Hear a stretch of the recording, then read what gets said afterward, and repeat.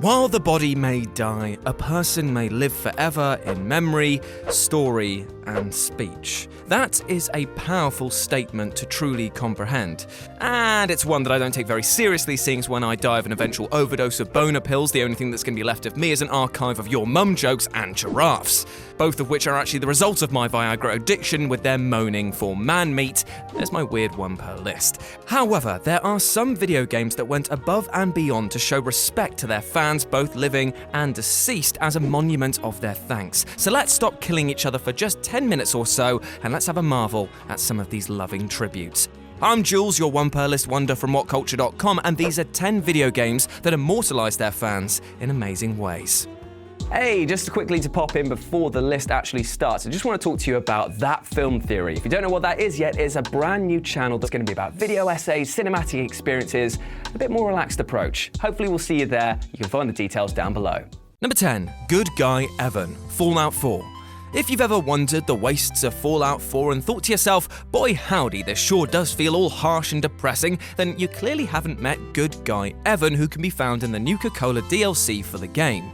Evan is the nuclear apocalypse's little ray of sunshine, offering players a cool Nuka-Cola recipe book as well as anything he happens to have lying around. Food, items, med, take it, he says, in a way that truly shows the benevolence of some of the better people in this world. His inclusion in the game is actually an emotional one as well, as he's modelled after the brother of Reddit user NewJXLVII, who wrote a post about how Fallout 4 had brought him and his father together before his dad passed away. Bethesda were touched by this and sent a huge care package of goodies his way, but unfortunately his brother Evan wouldn't get to see this as he too passed away due to an issue with diabetes. As a result, Bethesda chose to immortalise Evan in Fallout 4, and his kind nature earned him the nickname Good Guy Evan.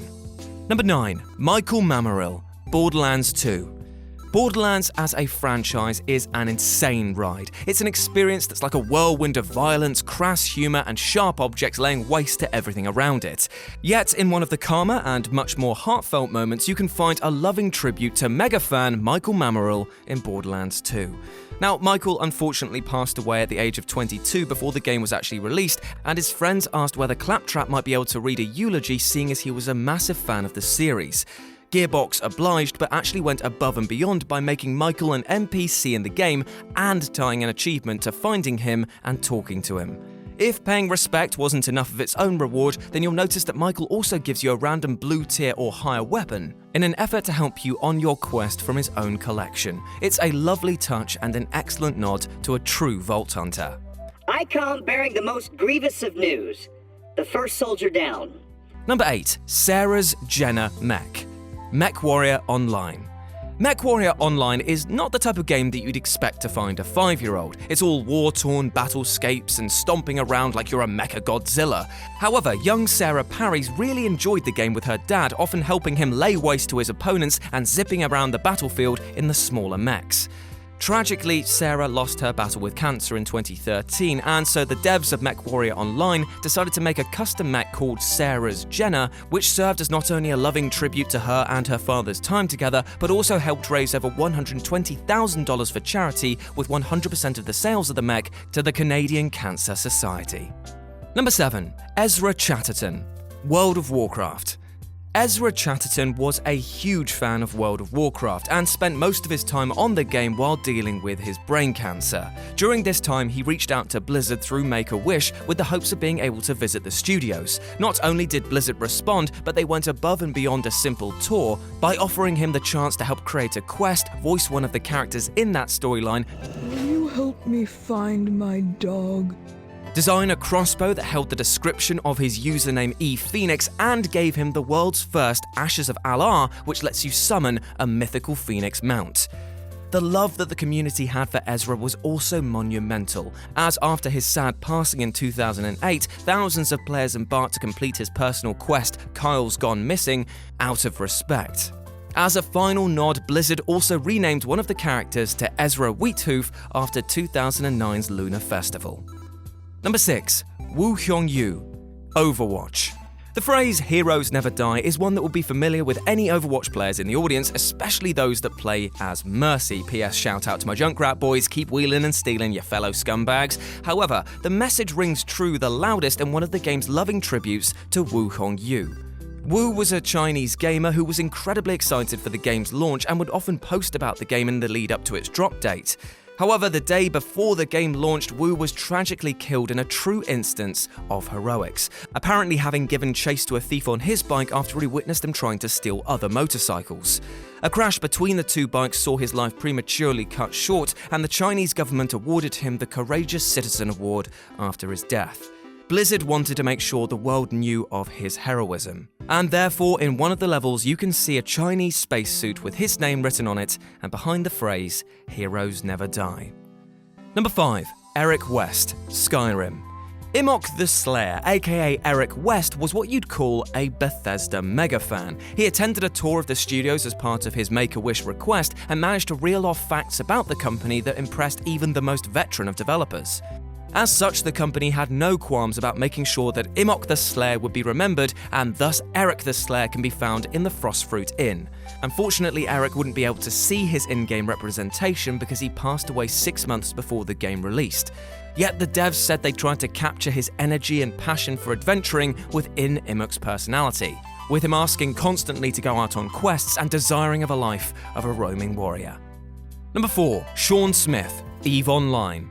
Now, I won't lie to you, I simply do not understand EVE Online. I'm not saying that in the sense that I don't get what people get out of it, but I'm just holding my hands up to state that all of those stats and businesses genuinely confuse me. However, what I do know is that CCP, the makers of the game, while being involved in some weird shady stuff within their games, did a true act of honor when it came to remembering hardcore player and Council of Star management member Sean Smith.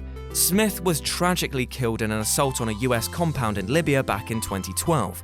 His position as an information officer for the US Foreign Service had seen him placed there, and most disturbingly of all, he noted to a fellow EVE Online player the night before his death that he'd seen some of the so-called police forces taking photos of his compound. To commemorate his involvement with the game, CCP and the player base made numerous tributes, including renaming a massive outpost in his name and even lighting up the universe itself in loving memory with their ships. Number 3. Matthew Bragg, City of Heroes. When you've got a game about superheroes, you just know that the title is going to be full of normal people doing extraordinary things. Such was the case of Matthew Bragg, who held the reputation of one of the most friendly and helpful members of the Cities of Heroes online community. Tales of him going out of his way to help others were commonplace, and the whole community was hit hard with his loss.